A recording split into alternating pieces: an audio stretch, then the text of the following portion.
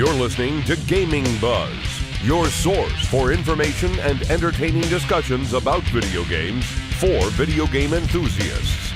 With your hosts, Jacob, Darien, and Christian, all huge nerds who can never have too many games. Now, let's get this started. Hello and welcome to episode 17 of Gaming Buzz. My name is Jacob, and as always, I'm joined by Christian. Hello. And Darien. Hi. Well, today, guys, we're going to do something a little bit different. We've talked over and over about different games we like, and we've talked about boss battles before. We've talked about amiibos. We've talked about a lot of subjects. But one thing we haven't really discussed before, our favorite video game characters. I'm kind of surprised that it took us to episode 17 of Gaming Buzz to get to that. But you know what? We're doing it. And I'm excited for that. It looks like 17's your lucky number, man. You guys realize that Gaming Buzz is almost legal? Hey. So what we're going to do now is we're going to go through each of our personal 5 favorite video game characters.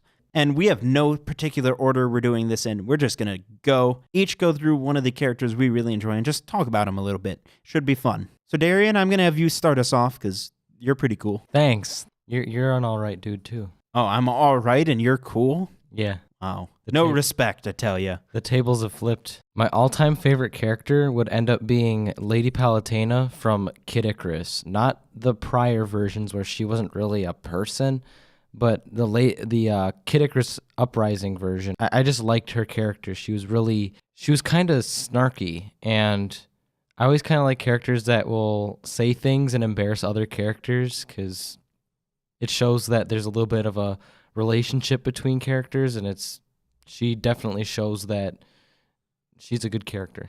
Well, you know, when you first play Kid Icarus Uprising, she's got a very nice, happy voice. You think, oh, she's a really nice person, but she's very sassy, and that's probably my favorite word ever. Yes. I don't know why, but it's fun. But yeah, she's sassy. She picks on Pit all the time. She's sarcastic, even rude sometimes. She's funny, well-written. I get why she's one of your favorites. Yeah, and like just her arguing with Hades was hilarious. Another great character from the game, but he's not my favorite. Yeah. Overall, I'd say my favorite character from Kid Icarus Uprising, this isn't on my list, by the way, is Veridi. Oh, she was pretty funny. Yeah. I think the characters in that game were incredibly well written, but I could totally see why Palutena is the best. Not my personal favorite from the game, but I also like her from Smash. She's interesting in Smash, right, Christian? You're our Smash Bros. Expert. But sure, yeah, Darren knows how to use that character pretty well, to be honest. And the one nitpick I have is that it's a different voice actress, and I can tell because I played Kid Icarus Uprising through like 4 times. Just the pronunciation of certain words and just the way that she speaks in Smash Brothers, it's not the same. I never noticed that. Yeah, that's how much I nitpick about that character. What's your all-time favorite video game character, Christian? You know, unlike Darren having a very sassy character that talks a lot, I have Samus, the opposite. We don't talk about the other M. You just throw that away in the trash. Yeah, there is no other M. There's only one M, and it's in the word Metroid. Exactly. The reason I like Samus, you play as a silent character that is well respected in the video game series. If you play the Metroid Prime series, she is so respected. Like, she's one of the most important characters. And then, she's a badass to start off with. She kills aliens, big aliens, 3 times her size. She's hot also. Oh, I know you like you some Zero Suit Samus. No, but yes. Can argue that fact. I don't think any other man can argue that. She's quite nice. I like Samus as a character, I do, in fact, like the fact that in most games she is a silent protagonist. Like in the Metroid Prime games, you don't really hear her speak, especially in the first one. The only thing in the first one you hear is her scream when she dies. Yeah, pretty much. Which, you know what? Yeah, I'd probably scream if I was like fighting brain-sucking aliens that were trying to kill me. And the only times she really talks is like in the Metroid Fusion, when you're like almost at the end of the game, she just talks to the computer and that's it. She's a pretty cool character. And you know what I'd love to see? A new Metroid game. You mean Metroid Federation? But no, I'm just kidding. No. No. No. Oh, I'm still gonna buy it though because I still want all the Metroid games. Yeah. Sorry. I mean, I'm not saying it's a bad thing, and I'm sure it would have been received better if it was released alongside a main series Metroid game. But people have been waiting since Metroid Prime 3 Corruption for a good Metroid game. Oh, good. Okay, I see where you're going. Well, I'll tell you one thing. The only thing the Metroid Other M has that's kind of good is just the gameplay, just during battles. That's it.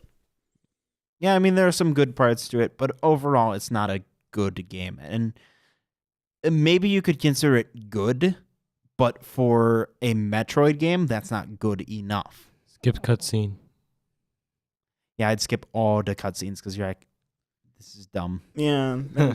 We'll just debate about that game some other time. Yeah. Not soon. So, I'm sure if I asked you guys, you could guess my favorite video game character. Does he have a reptile in his name? He may have a reptile in his name. Liquid Snake. So close. Damn it. Is it what happens when you freeze water? Becomes a solid snake? Holy cow, you got it. I thought it was Gas Snake.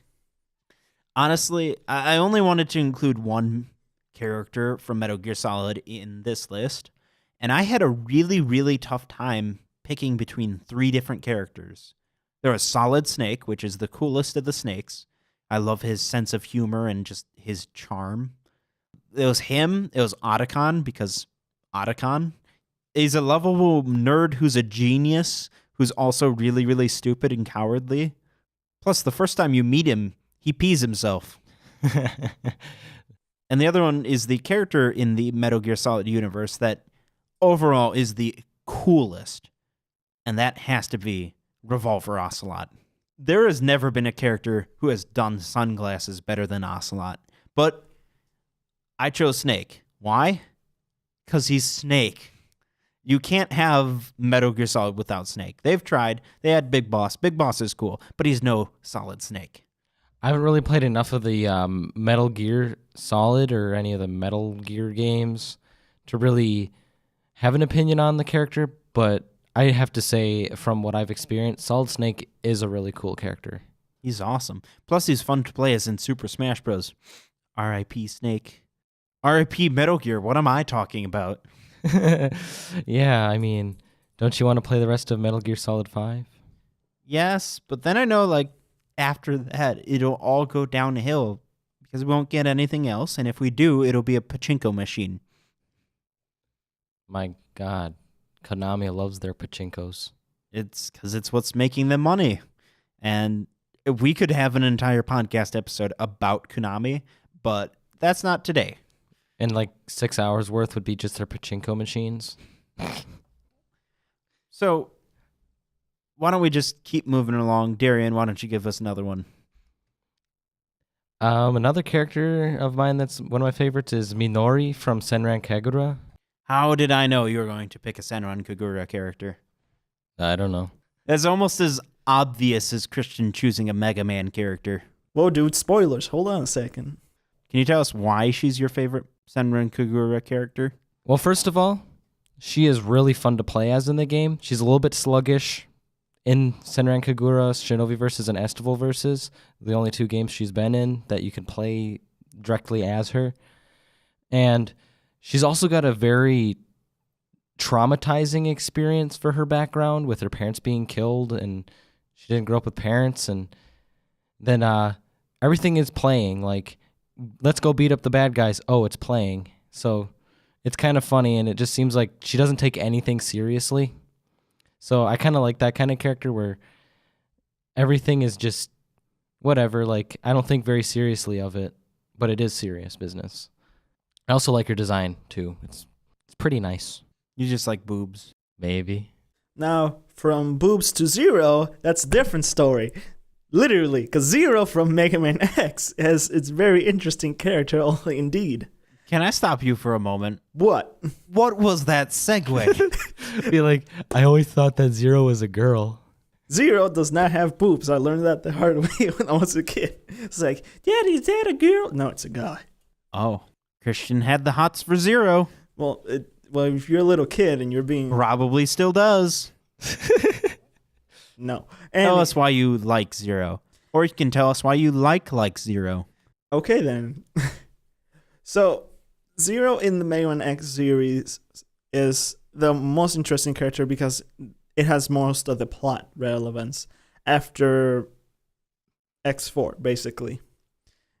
1, 2, and 3 are okay, but then X4 to X6 have plot relevance, and then he has his own series, the Mega Man Zero series, which are a pain in the butt to beat. And the best part, he has a Z-Saber, so it's a lightsaber, and you're like... Vroom, vroom, vroom, vroom, vroom, vroom, vroom. Light swords were out years ago. But he's in the future, so that's way past this timeline. Speaking of characters that have some very interesting feminine features, it would be really, really wrong of me to not mention Bayonetta. The hairy one. Yeah, she's kind of known for her hair, which is kind of interesting. But she's also freakishly tall. That does disturb me about her. She's like 7'2". I think she's like 9'7". She's very tall and has the longest legs I've ever seen on a character.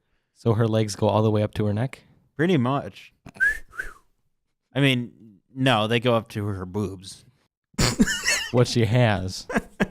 I really like Bayonetta as a character. You know, she's kind of like Palutena, which we talked about, where she's very snide and sassy and sarcastic, all the good S words. And she just really doesn't care. She'll do whatever she wants, whenever she wants, and she'll look like a badass doing it. And also mentioned she's one of those glasses ladies. I don't know. That just adds like an extra thing of being like, yeah, I'm like older and I don't act my age. Darien has a fetish for glasses. No. It's just a stereotype in the character. My next favorite character is Tommy Vercetti from Grand Theft Auto Vice City. I mean, he's one of my favorite characters because he's always got a really funny comment, or I find it humorous, after like a mission cutscene. He just, when the screen fades to black, he usually says something really snarky. And I always find that really funny, and he's always messing with his lawyer. Also, he's got a great fashion sense. Yeah, he's wearing that blue polo. Looks nice, even though it's from the 80s. There's one cool about Tommy that I really like about him. That phone. Have you seen that phone? Oh my God. Wonderful 80s phone. And he pulls the giant brick phone out of nowhere. Like, he's like, hey, what's up? And he like pulls it out of his pockets, and they're like skin tight pockets. And it's like, how do you even keep that cell phone in your pockets, dude? Probably blends it in there. Transforms. Oh, to mention also, he killed somebody for that cell phone. He sure did. It was a crazy chef. It was the most random mission. You just go to the alleyway and you just beat the crap out of him. He's like, oh, free phone. Going from a very serious character to a non-serious character, the best villain ever, Dr. Neo Cortex. Isn't he the really big-headed dude? Yes, he's a genius, because he has a big head, right? Is he the one, since his name is Neo? Yeah. Well, he has other henchmen that have Neo something. However, for some reason, he might be a genius, but he looks like a genius, he acts like a genius, yet he loses to the Bandicoot, which is a stupid animal, basically, to him. He just basically jumps on crates and spins. Exactly. And the Bandicoot always wins. But Neo's just like, I have lasers and robots and henchmen, and yet he beats me. See what he should do. Because Crash Bandicoot likes, is it mangoes? Wampa. What? Wampa. Wampa fruits? Yes. Crash really likes Wampa fruits, right? Yes. Well, he should just lace them with poison. Problem solved. Whoa. Same thing that King K. Rool should use against Donkey Kong. Holy crap, that just like makes it so much easier for the villain. Exactly. All they need is a little bit of cyanide. But to be honest, do you think they're gonna really do that? Well, no, but they're a genius. He's a genius. He doesn't have time for that. He's gonna shoot his very inaccurate lasers at him. Yep. And you play as Neocortex in Twin Sanity, and you win. But then when he's by himself and you're not playing as Neocortex, he sucks and loses.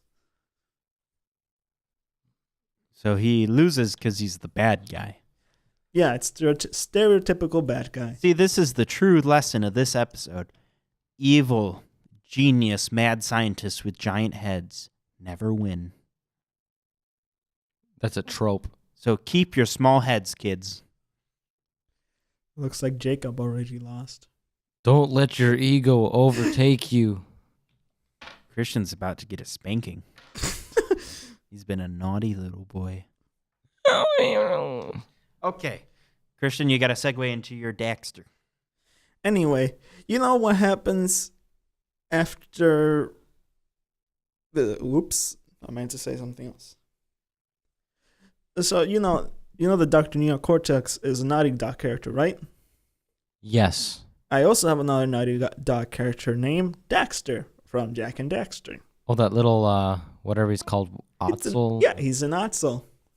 Yeah, Well, he was a human, but then he fell into a void of dark eco, and then he came out as an Otzel, and the game takes on from there. In the first game, it's just like, your mission is to get Daxter to the stage of dark eco, so he can get back to normal into a human form.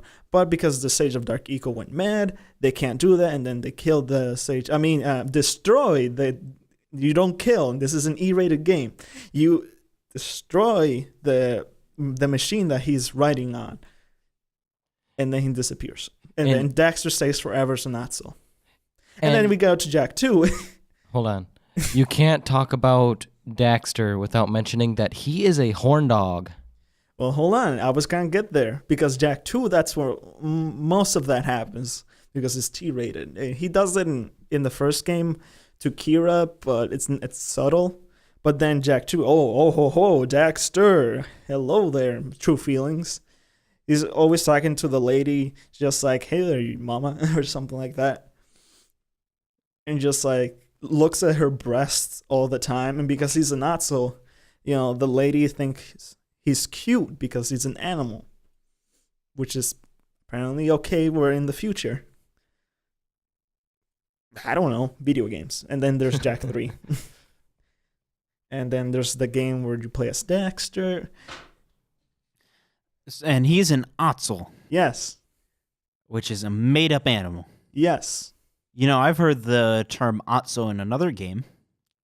Uncharted. In Uncharted, they call the water company that makes the scuba gear in the series Otzel. It's a pretty cool Easter egg. And, speaking of Uncharted, my next favorite video game character comes from Uncharted, the third big Naughty Dog series. And Nathan Drake. Nathan Drake? Nathan Drake. I mean, what more could you say but Nathan Drake? Nolan North is the perfect voice actor, and Nathan Drake is the perfect character for the perfect voice actor. He's cocky, but not rude. He's just incredibly self-confident, and he has got a big ego. He's smart. He's sarcastic. He's clever. And his one-liners are great. But when it comes down to the nitty-gritty, he's a really caring individual, and he wants to see everyone else end up okay, even with the crazy adventures. Yeah, he's just the man for the adventure. And I think that's a pretty cool character trait for him. I definitely one of my favorite characters. That's why I'm talking about him. He's just so cool. So cool. And he'd be nothing without Victor goddamn Sullivan. That's true. I really like Nathan Drake. I think he was a little flat in Uncharted 1. But in Uncharted 2 and Uncharted 3, the character is just there. And I can't wait to play Uncharted 4 and just see what they've done with him.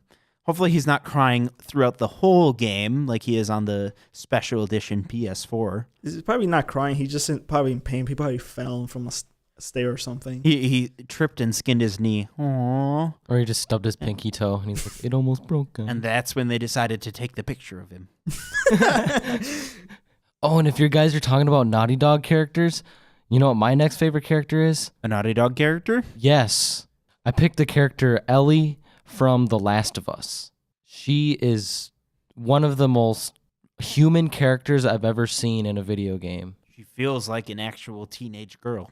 Yeah, and she's curious. She has like this sense of independence, but vulnerability. And it's just, she's so well written out. And I feel like I could relate to her because she asks all these questions that seem so stupid, but you have to go and you have to think, I would probably have asked that if I was in the same situation. Plus, she's kind of a nerd. She loves comic books. Yeah, it's difficult to try to collect all of them throughout the entire game. Naughty Dog does love their collectibles. Yeah. I really appreciate the fact that like they write the character in a way so that she faces really scary situations with humor, but not in a way that's over the top. And it feels very realistic. Someone trying to make a horrible situation seem just a little bit better. And yeah, like one of the points, like they're not with the dangerous point, but she's trying to learn how to whistle throughout the game, and then she all of a sudden starts doing it. And if you stand around for too long, which if anybody has a copy of The Last of Us, when you get way later in the game, stand around and wait for a little bit. She'll start whistling and she'll annoy the crap out of Joel. It's kind of hilarious. That is quite funny. The Last of Us is just so well written, but I think she's the best part of the game. Most definitely. I think that you really can't have the game without the characters, but she is definitely one of the strongest characters. So the next character I want to talk about, another really cool character from a series I like, but I have not talked about this series on the show yet. And that is the No More Heroes series by Suda51, who's one of my favorite game developers. And the character is Travis Touchdown, the main character of the game. And if you want his backstory, he's just a lonely, sad nerd who loves anime and wrestling, who's at home on his computer, and he's on eBay, and he sees a lightsaber, and he buys it. And it's an actual lightsaber. It's not called a lightsaber, but it's a beam katana. And he buys it, and it actually works, and it kills people. So he's like, you know what? I'm just going to become an assassin. And so you go through the game killing other people, killing CEOs of the Pizza Butt Corporation, killing off other assassins. And what's his reasoning for doing it? Money? Nope. Fame? Nope. He just wants to be the best and maybe get laid. That's ridiculous. Travis is somehow like the coolest character ever and also the most pathetic character ever. Like, he lives in a small, tiny one-bedroom apartment with no one but his cat. That's some wonderful character there. But it's cool because like he's also a nerd like us, and he's got video games and like figures from his favorite animes all over his apartment. And he's also really big into wrestling. Like, he likes luchadors, so there are luchador masks everywhere. And he feels like a relatable nerd. Plus, the clothing you can unlock in the game is awesome. Shows that he's got a cool sense of style. Everybody has a good sense of style. I really enjoy him. And, you know, if our listeners have not played either No More Heroes or No More Heroes 2, be sure to do so because they're great. Easily the best games on the Wii. Aren't they also available on the PlayStation 3? The first one it's a HD version called No More Heroes Assassin's Paradise, I believe it's called. I have it, but I haven't played it very much. I just prefer the Wii version just because the controls are a little bit better. But I've played a little bit, and it is pretty fun.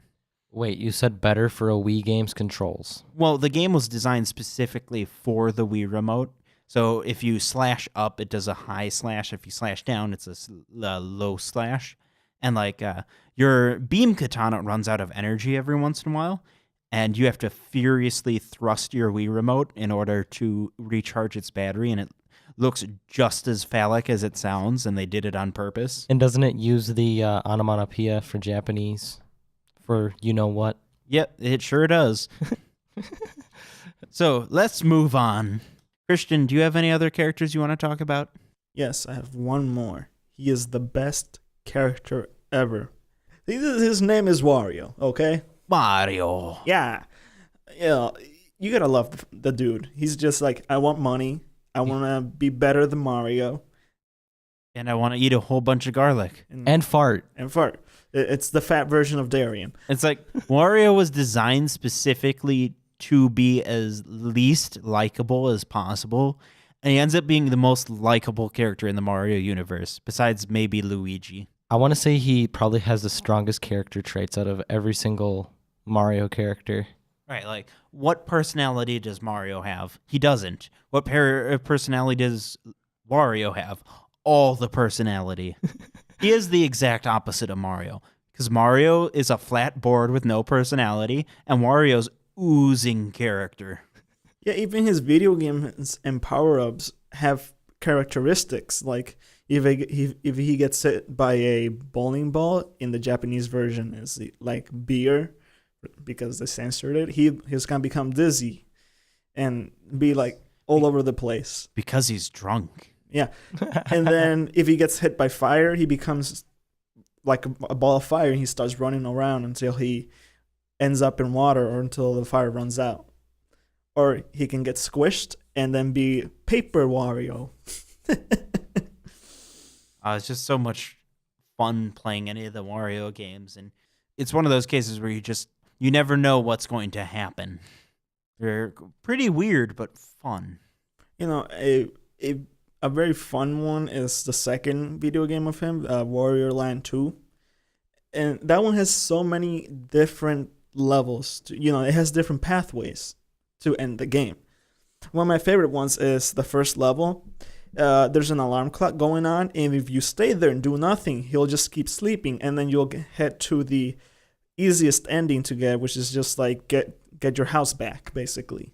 And then you kick the villains out. And that's it. It's like 6 levels. For my next character, I believe this is the only NPC character, because I'm gonna not count Lady Palutena as an NPC because you can play as her in Smash. The merchant from Resident Evil 4. What are you buying, stranger? What are you selling? What are you selling? He he he. Hey, that's my line. Thank you, stranger. He he he he he. There's nothing more mysterious than this man that you can shoot and kill in one area, but it'll always come back. Yeah, and not only does he always come back, but why is he there in the first place? I know he's just so reliable. And he's creepy. Like, he's creepy, but also cool. He's creepy and charming at the same time. And, the most distinctive thing about him is that voice. Him just going, "You want the grenade launcher, stranger? He he he he." My theory was always that he was like his, protective angel, something like that. It's Leon's guardian angel. Exactly. Here to give him a bazooka. Some creepy dude with a raspy voice with a big trench coat and opens it up. After I give you some grenades, stranger, I'm going to tell you about your Lord and Savior. I really enjoy him as a character, even though he really only has like 4 lines. They're repeated so often, they're so distinct. You remember all of them. Yeah, and he's very important to you. You're just like, where's this merchant? Where's this merchant? Oh, there he is. And sometimes it's just like, whew, I just got through the craziest firefight of them all. You turn a corner, there he is, just hanging out, waiting for you, like, I knew you were coming, stranger. So basically, you just round up all the money in the area for him, and then he gives you stuff you need. Yep. And he's just cool. I'd love to have a spin-off game in the Resident Evil series. Instead of a dumb first-person shooter spinoff, I want a merchant spinoff where you have to go around collecting bazookas, then go into zombie apocalypses and sell them to random people. That would be a great game. Capcom, please listen. You should make a game where you have to find all of these bazookas or all these different things spread throughout, and then you just have to race the characters going through the actual places. So you're like in the backwoods doing all this crap, and you go and you race them there. Now that would be fun. That'd be a fun kind of game. Or maybe even make it a co-op thing where one player, if you do it online, one player is the actual player playing through the game, but people can enter their game as merchants. And they have to like gather the supplies for you, and then you have to meet up with them, and you make that money yourself. Like if you're the merchant, that would be really kind of cool, actually. Come on, Capcom, get on it. Or anybody, if you can think of a way to do this. So, it's my turn, and it's my very last character. Who is this? Well, I would not feel right going through an entire podcast about the best video game characters without talking about the king himself, Duke Nukem. Ooh. Oh, I thought you were talking about the king from Katamari, but okay. Yeah, I have to agree. He has some of the best one-liners ever, like in his arsenal of words. At a time where your typical PC shooter character was Doom Guy, who literally wasn't a character. It was just a name put on the camera that you walk around as. Duke Nukem had so much character, and he still does. I mean, sure, all of his characters ripped off from other material, mainly 80s action films. So it's like 30-year-old, outdated, not even relevant or cool to this day lines, but that's what his character is. But it's fun. You mean like Sonic? I really, really do love Duke Nukem, and that's part of the reason why you have John St. John doing our intros, because Duke Nukem's awesome. Surprise, surprise. Everyone wants to be a Duke Nukem. But then I had to actually exercise and shoot things and chew bubble gum. And you're all out of bubble gum. Exactly. I can't even begin. I have a few copies of Duke Nukem for like my Vita, my PS3, and then I have the freeware version on my Windows 95 PC. I am really sad because I don't get any sound effects through Duke Nukem, so I can't hear any of those nice, corny one-liners that I really like through my PC, and that's like the best way to play it. You should ask John St. John to record you a album of all of his one-liners for you to play at the same time as you play the game. It's just like an hour and a half of just one-liners, just no context, just one-liners. It's ice to meet you. I can't do a Duke Nukem voice, I'm sorry. Well, guys, I think that wraps up all of our favorite video game characters. If you guys want to see us do another list like this, or if there's any topic you want us to cover, make sure to leave us a comment, tell us, inform us of what you want us to do. Yeah, that would be a really great idea. It helps us out a lot. I agree with these buffoons. Visit our sponsors who make this podcast possible by visiting gamingbuzz.com/sponsors.